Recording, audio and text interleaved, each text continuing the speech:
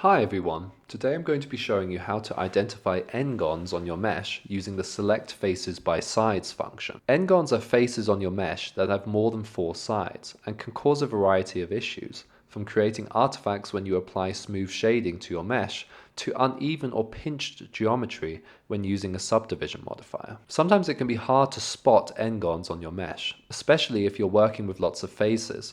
And this is where the select faces by sides function comes in handy. With your object selected, go into edit mode and click on the select drop-down menu. Then go to select all by trait and select faces by sides. By default, Blender will select all the faces equal to 4 sides, but we can modify this by going to the bottom left of the viewport and expanding the select faces by sides menu. If we instead set the type to greater than, Blender will now only select faces that have more than 4 sides, otherwise known as n-gons.